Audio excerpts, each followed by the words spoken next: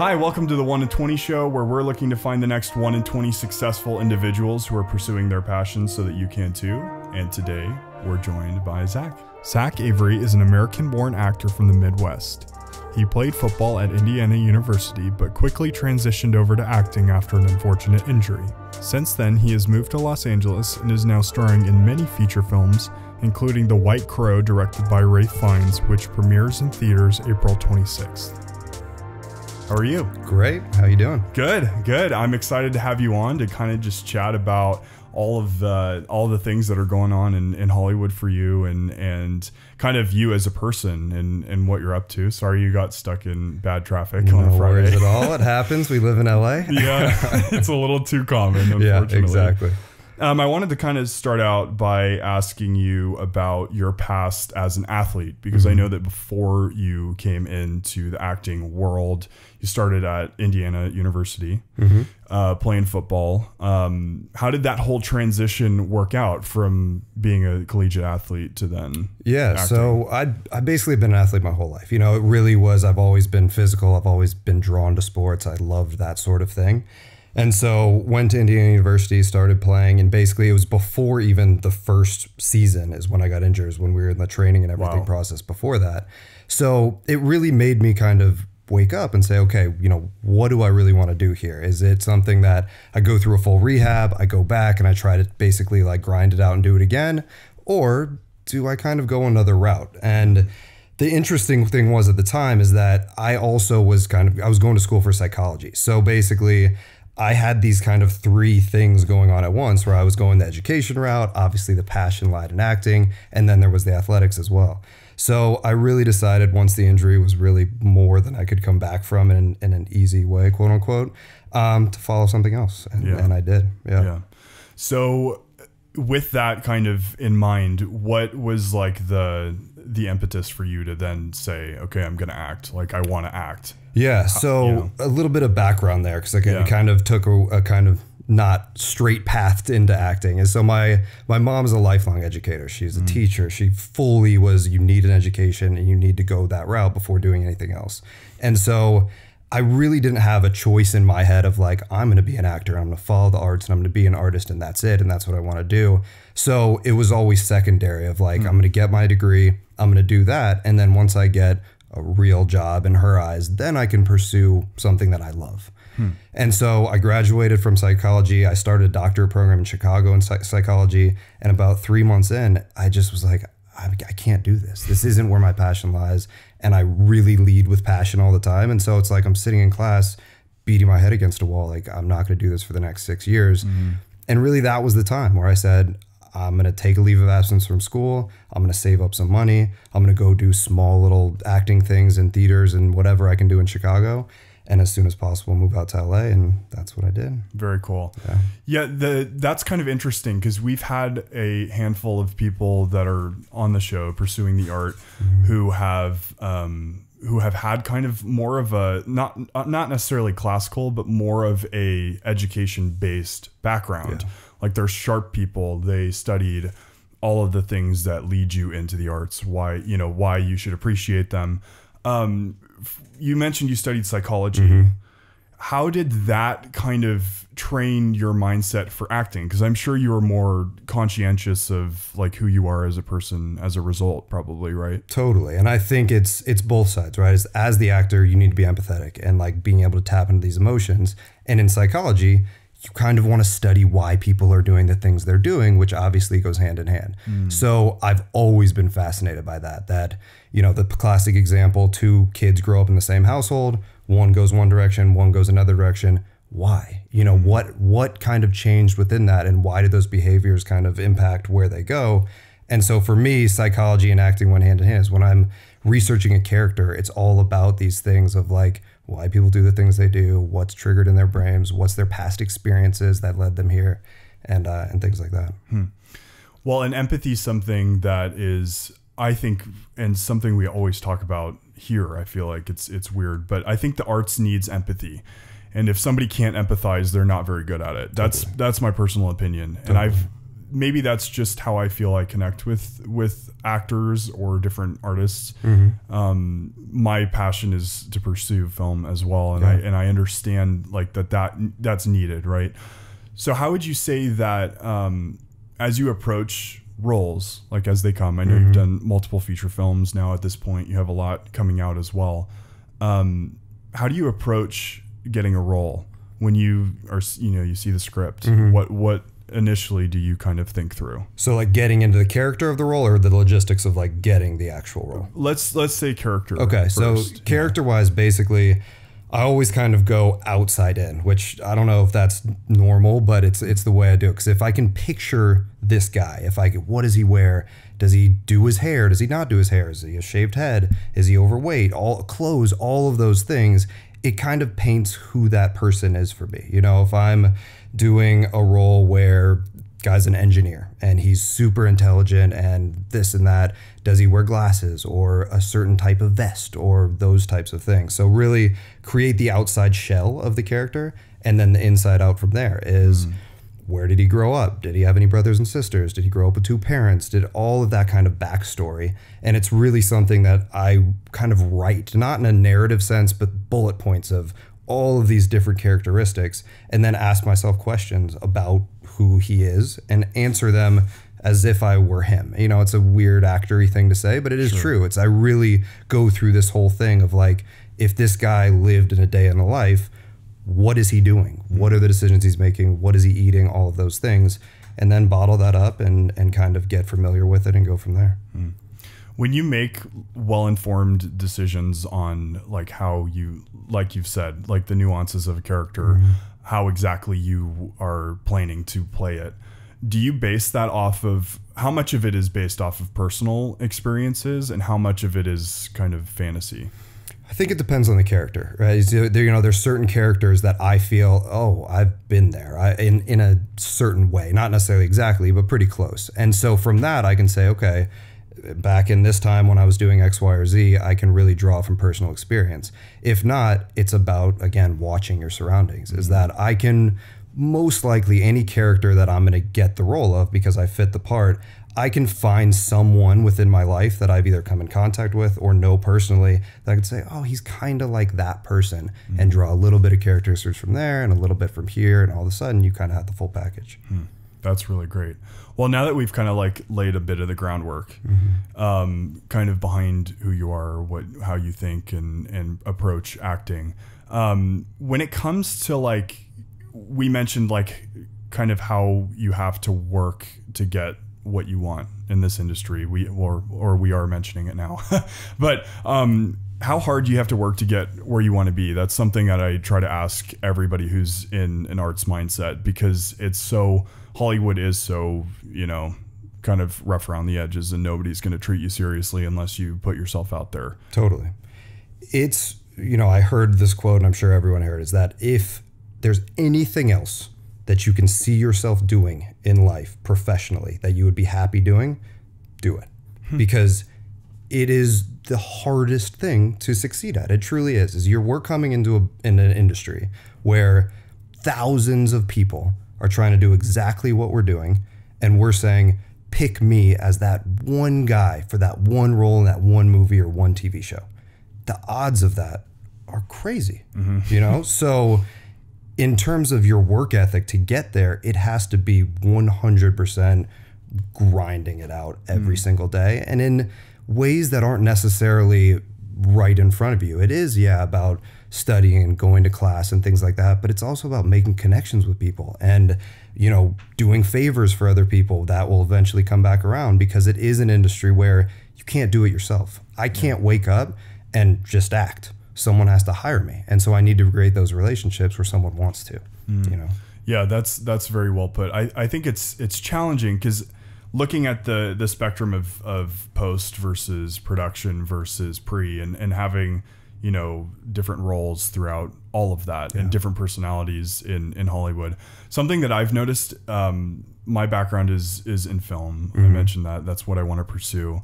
And one of the hardest things that spans all three of those is when you're coming up and you don't have budget, you don't have necessarily connections, but they're building, right?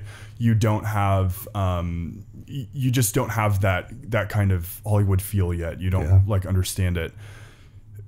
Could you speak to that motivation that has to kind of see through all of the rejection? Because I know that that's huge as an actor, but I think it spans everything. Totally. Yeah. I think, from anywhere within the industry, like you said, from pre-production to in your storyboarding, you're this, you're that, you still need to get hired as that person who's going to do that. So it really has to be a 100% determination that I am going to do this day after day and probably hear 1,000 no's before I get that one yes. But you have to hold on to the fact that even if at the end of one road there is a no, along the way, you may have impressed someone. You may have met someone that might be like, he doesn't fit for this, or I'm not going to bring him onto this project because X, Y, or Z, but I'm also doing something in a month, or someone else is doing something that I know that he may fit for. And so keeping that within your brain or heart or whatever, and kind of using that as the force moving you forward is crucial. I think it's one of those things that you have to really have the grit, I guess you would say, to withstand all of the no's and the rejection and everything, because at the end of the day, it is worth it. When you are on that set and you're being able to do what you love to do, there's nothing better. Yeah. Well, and something that I've just even talking with you now, and even just what I've seen from stuff that you've been in, I can tell that you desire to make stuff that matters. For sure. And, as an actor, you have the ability because you are the talent there. But could you speak to a little bit how our culture now is starting to give importance to things that maybe don't matter? I'm not going to go that direction 100%, but just in like the personalities that fade quickly, people who are, internet famous for a month or a year, and then don't try to pursue it. And then there's all these other people behind the scenes that have been working at it for years. And look, somebody just did something stupid and now they have $1 million. For sure. I think it's one of those, obviously we live in a world now, social media, right? That you have an Instagram account or whatever it is, that you have a little number on there that says how many people are following you. And depending on that number, you can make X amount of money, or you can get hired for X amount of jobs, not necessarily equating to your talent or your experience or anything else. Do I like that? Not necessarily, on multiple levels. I don't like it because as an actor, I feel like part of the mystique of what we do is that you don't want people to know who Zach is as a person. I want people to be able to see me on a screen and say, that character is someone I'm believing. And if I'm constantly on social media and showing people who Zach is as a person, they're not going to be able to do that. To the business side of it, of losing out or whatever on jobs to Instagram famous stars, whatever it may be, I think of it as the long run, right? Is that, like, for me, I know that there's a foundation there that's going to take me through a career that I will be able to work at some point, even if I miss out on whatever job I'm missing out on now through that person. Sure. And in my opinion, if you're just a flash in the pan and it happens today and you might get some success, that's not sustainable, And so it's going to come around eventually, and I just got to be positive about it. That's really all I can do. Yeah, for sure. And I'm realizing, man, I feel like we really went at it. This first 15 minutes have been really serious, but it's good stuff. I think it's stuff that matters, and it's important to know where people are going and where their interest lies. For sure. But you, as a dramatic actor, I know that you've done a good amount of roles that span that kind of the drama genre. How do you find yourself feeling when there are so many different genres of films? There's so many different directors. There's so many ways that your image could get, maybe funneled into just one thing. Yeah. How do you view that whole? I think like a typecast type of situation. I think it's a blessing and a curse, though, because it's one of those things that if I'm doing the thing I want to do, like right now, I'm really in a zone where I really want to do more physical acting, more action stuff, more kind of getting out there in the way that the sports type of thing that I think is inside of me, being able to be pigeonholed, quote unquote, in that sense isn't necessarily a bad thing if I want to do it. Right. Now, if I had taken a job for money or something that it wasn't where the passion lied, and I ended up getting stuck in a role that I didn't love, obviously that's not a good situation. But again, it's one of those things where it's kind of like, we want to get in this industry so bad that if an opportunity is presented to you that you may not fit you perfectly or whatever, you're just going to do it because you want to get in. And that's where you got to take that step back and say, okay, I've gone this far and kind of not jumped into something that I didn't necessarily want to do. I can wait a little while and kind of do something that I believe in. And then you kind of eliminate that typecast because you're doing something you want to do, not because someone put you there. That's really good. That's like really good perspective. I'm thinking specifically with the questions that we're kind of covering right now about how best to, like, because there's so many, like, and you probably relate to this, like starting out. I have a lot of friends who moved from halfway across the US to land in LA, and now they're struggling to pay rent and and all of that stuff. Cause I think we're now like close, if not the highest city to, pay rent. Crazy. But like, how do you kind of see through that? Like, what went through your head when you came out here initially? Like, how did you get those initial connections and that sort of thing? So how I kind of got through the financial side of doing it is basically doing anything you possibly can to get the dollar, to pay the rent, to keep going to the things you want to go to. It's a necessity. It's why you wait tables or you do whatever it is now. And so that's really what I did in the beginning. Again, I think it has to be the belief in yourself, right? Is that, like, if you know that you came from Indiana or wherever and drove across country or flew here to land in this place, to follow this dream, you obviously had something in there that said, like, I'm good enough. I can do this. And that has to stay. And that's the problem, is that a lot of people lose it because it's natural. If 100 people are telling you, hey, it's not you, I don't think you're into this, I don't think it's going to work out, unless you have that burning desire and burning knowledge in you that's like, I can and I am good enough, it's going to be tough. You got to hold on to it. Yeah. Well, that's really sharp. I want to kind of get into The White Crow, which is coming out in theaters. It'll release on April 26th in the US. Directed by Ray Fiennes, who is a Renaissance man extraordinaire, and I wish I knew him, and you do.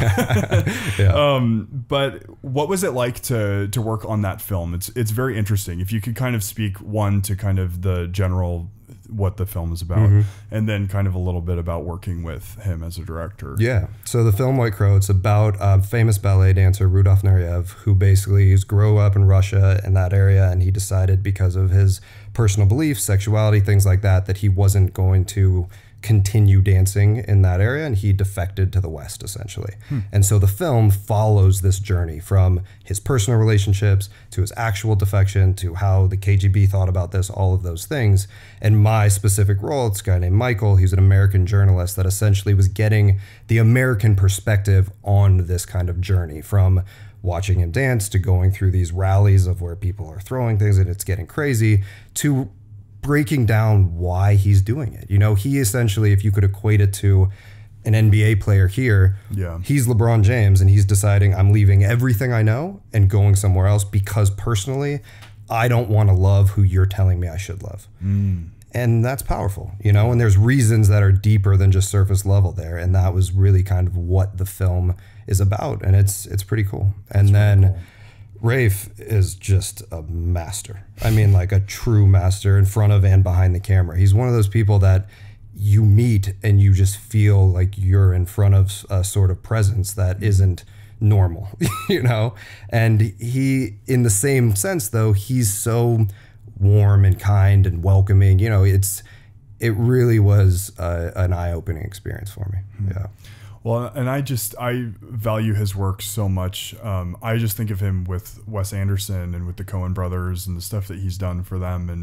And as an actor, I've never seen somebody so in tune with their emotion, 100%. with the comedy and everything. But for you as an actor, how do you feel that experience with somebody like him, who's pretty insane with his ability, how did that kind of grow you? And the theme of the film is so different too. Totally. Yeah. I mean, I think as an actor working with him or anyone like him, right, is that you immediately are kind of have your notepad out and you're trying to steal whatever he's doing or kind of take everything in that he's giving you. And it was interesting because him being behind the camera and working in that sense, because he's such a master in front of it, he was able to direct in ways that I've never seen before. Yeah. Very calm, very much about little tiny notes that instead of saying like, oh, you did it this way, but I'd like you to kind of take this route. He would say, you know, Zach, this was perfect, but if you turn a little bit to the like technical things, turn a little bit to the left and say the line in that way instead of this way, the camera will catch it a little bit better and we'll be great. Perfect. Let's do that. And so those types of things are just tricks of the trade that you can't get from someone else, you know? And a lot of times you have directors or actors that may be of his caliber that you don't even see. I mean, they're in Video Village somewhere shouting over a microphone, you know? So it was really cool.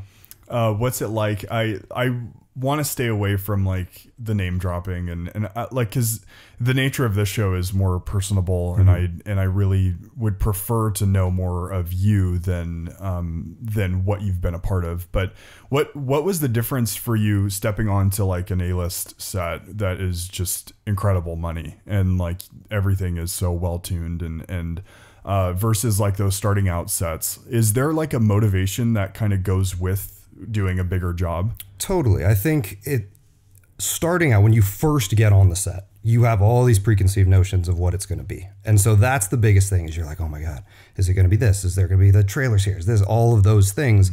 Reality is there's more people and there's more locations and you get to do the takes over and over and over again, as opposed to smaller budget sets. You're on a time constraint. So you do it 1 or 2 times, maybe 3, and you got to move on no matter what. The biggest thing with these is that you do it until it's perfect.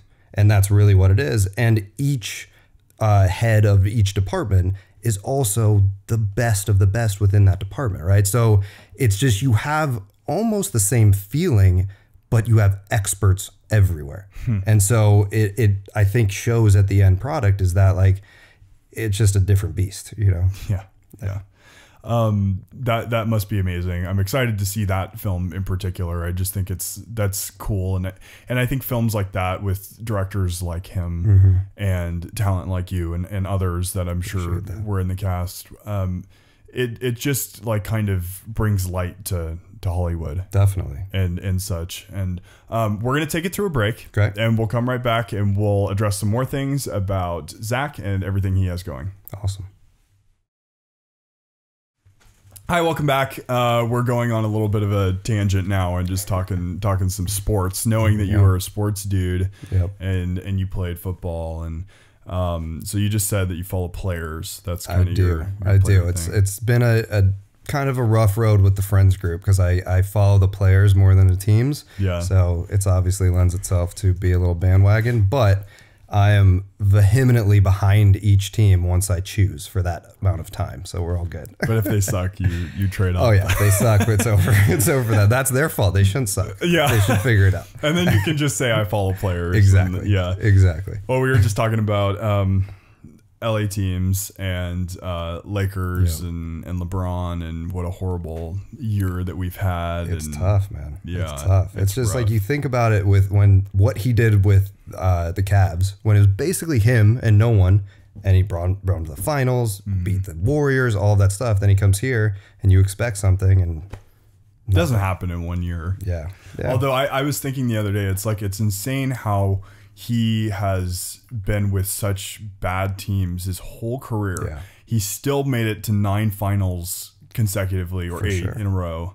Yeah. And this is the first time he's missed the playoffs. And it's crazy. I mean, insane. It really is. It really is crazy. I mean, if you think about it, even like the Heat teams and everything, like you always had talent-ish around him, but it was him, you know, and this is the first time.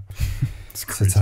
It's a tough crazy situation, man. And the LA teams it's so interesting. Like the LA teams are just a different brand. Like, I mean, like are like when you're back in Indiana, like do the Pacers have the same energy as not at all. I mean, the thing about Indiana with the Colts, definitely. I mean, like there's diehard Colts fans. Every Colts games is like, it's the Super Bowl, you know, but basketball, not so much. Basically anything else is kind of on the wayside. Yeah. But here, you know, and now this year too with the Rams, I mean, it was pretty good run there. Yeah, a real good run. Unfortunate ending, but yeah, I mean, it's insane that like in LA, you know, talk about big money like in Hollywood, but I mean for other things as well, but like business and commerce, they literally are like, oh, okay, we got the Rams within 2 years now. They have a huge stadium in Irvine coming, and it's like it's crazy insane because it's a spectacle, right? It's like all of these games now, they're selling tickets for thousands of dollars, and it's an experience, and they put the LA sprinkle on it where it's nice and it's Hollywood and it's glitz and glam, and there's a basketball game or football game going on as well, you know. So it's kind of like you get the best of both worlds, and money talks. Well, yeah, definitely. What was your position when you were playing? Free safety and slot receiver. Cool. Yeah, so I was always quick. So like I ran track and all of that stuff. So it was always like fast movements, things like that, and then tore the ACL and all downhill from there. I was going to ask what you, I know that's probably, it's probably not sensitive, but at the same time, like, I know that probably sucked. Yeah, it sucks. It was just, I mean, it was a total like blow, like my kneecap was over on the left side. Like it was rough, but it was basically ACL, MCL, PCL, meniscus, like the whole thing. Oh my gosh. Yeah. Did your leg like, it was weird because like the kneecap did, but there was no like break, and so everything was intact. It just hurt like crazy, and then you had to kind of snap it back. And then you said that was before. Yeah, so that was training before freshman year, like actual like season happened. And so basically you go and you're doing 2-a-days and lifting and doing the training and all the drills, and we were doing 7-on-7 drills, essentially like defense, offense. And I was playing corner at the time and just covering someone. He went in and out, and my knee stayed out. That's awful. What is, when you like look at this is actually something we could talk about a little bit. When you look at the sports climate, especially here, it's insane. Like I grew up playing all the way through. Nate played a lot in college baseball, and it is insane to think like it's starting younger and younger in the sense that, you know, like Pop Warner is not Pop Warner anymore. It's like the MLB when you go down there. What's your opinion on that kind of how sports are starting so much more seriously younger? And so I have a 1.5-year-old son too. So like it's always in kind of my mind of like, how is this going to work? And so for me, sports was such an important part of my life when I was a kid, not only because it was an outlet for energy and things like that, but it was also, it's where you meet a lot of people, and it's your social circle and all of that side of it as well. So I think it's important. And age-wise, it's dependent on the kid. You know, I feel like if you have a boy or girl that is advanced and X age, and like you feel like, oh, this could be good for him or her, why not? You know, but in a controlled setting. You know, I feel like there's also a situation where you have the parents who are trying to live vicariously through their kids, and that's not the play either, you know. Did you feel like you had a good experience with coaches and like training? And because some people don't. Like some people legitimately are good players and quit because they had bad coaches or training. I feel like it's super, for me personally, it was half and half. You know, I had some great coaches and I had some not so great coaches that you just kind of have to deal with. You know, the good thing about football and the sports that I played is you have multiple coaches, right? Like obviously there's head coach and things like that, but you're not dealing just with one guy or girl no matter what. So it was a little bit better, but I think that is crucially important, is that like, you know, if you're a 5-year-old kid and you have a horrible coach, that could really negatively impact you moving forward, you know? So. Do you think that some of that, sports training, like, you kind of already hinted at it, but like, did it discipline you for the life of Hollywood? For sure. I think there's so many similarities between athletes and actors in the sense that even the preparation, right, is that if you're going into a game, you need to lift, you need to eat right, you need to get your sleep, you need to do you need to study film, you need to know who you're playing, all of these things, and also your teammates. All of these things in order to get on the field and play correctly. If you're going into a role, you need to know who that character is, the director, the producers, all of those people around it, and being able to work with your cast members, your teammates well, or it's just not going to work, you know? And so it was like boot camp for acting essentially. And it also taught you to work with anyone. You know, you could be on a team you don't necessarily know these people, and you have to work well with them. And it's the same thing showing up to a set. Yeah. You know, how much of sports is synonymous with Hollywood? And I mean, you already hinted at the approach. Yeah, I mean, I think a good amount of it, right, is that like you have a team that has their star player. You have a cast that has their star cast, that a lot of times that movie is being made because of that person. They have financial value, and if they're not there, that movie's not there. That really affects everything that moves forward, because now the director may not be able to direct that cast, that actress or actor. He or she could be doing whatever he or she wants, and that can negatively impact the film. Flip side, they could be absolutely incredible and be able to take a movie that might have just been a smaller film into a different level and get more eyeballs on it.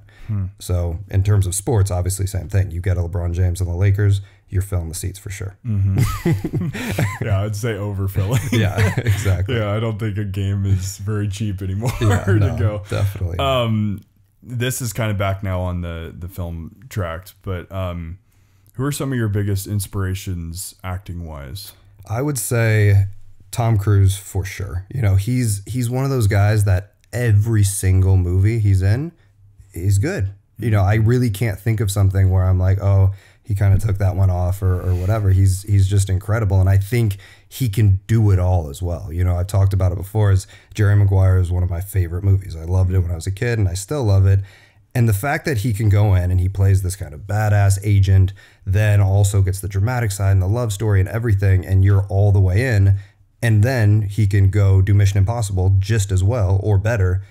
It's just incredible, you know? So him for sure. Leo is amazing. I mean, he's just, what he's able to do is ungodly. I mean, it's one of those things that you watch him sometimes and you're like, how is he doing that? You know, like, how is this happening? And you're completely drawn in.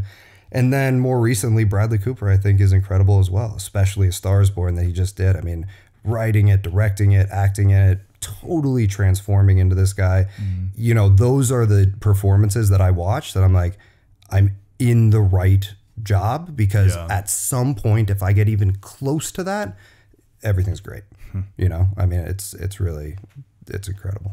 To be able to suspend reality like that and do something like Star is Born is so realistic to, I mean, it's based out of a real story, but I mean, it doesn't feel like a movie because you're watching, I mean, it's beautiful, but I mean, you're watching an actual story taking place. You're not worrying about X, Y, and Z about how it was shot. Do you have any like set experiences or like short stories about people that you've met, or like things that stick out that are either funny or just kind of... Let's see. I would say there's a movie that actually I shot with Julio. I don't know if you could see him, but he's here. He produced a movie called Hell's Where the Home Is that we did. And there was a scene where we're doing like a fight scene in the pool. And so we're thinking, oh, the pool's going to be heated. It's going to be warm. Everything's going to be fine. We get to the time where we're going to shoot the scene, and they're like, hey guys, you know, like, it's not really, the pool heater's not working. It's probably going to be a little cold, and we're shooting at night as well. So the scene is I'm like laying on the side of the pool, and a guy's pulling me into the pool, and then like we're having this wrestling match, and we cut and then go do another pool scene in there. We're like, okay, it's going to be great. We'll do it. And I'm talking to the stunt guy who's working with me, and we're like, all right, if something happens, our safe word is just going to like stop. It's going to be a clear stop.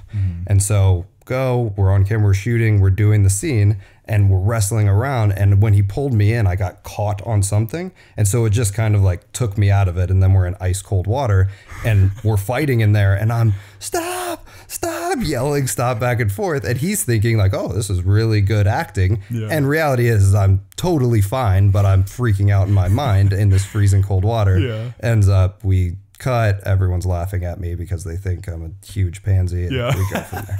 But that was definitely a memorable moment. That's so funny. Yeah. Hollywood tends to be like that. Oh yeah, everything's perfect. Oh wait, but there's a huge caveat. There's no heat in the exactly. No heat in the pool and freezing. Well, if you want to kind of speak now, I mean, you've got the movie coming out in April. That's kind of really soon, actually. Oh my gosh, a couple weeks away. That's really exciting. Definitely. What was I going to ask? Oh, kind of what else is coming down the pipe for you? Like, like what do you got coming? Where do you want to be? Just anything in kind of closing. For sure. So kind of coming out in this year, I would say, is Hell's Where the Home Is Now is actually going to come out in the next month or so, which will be cool.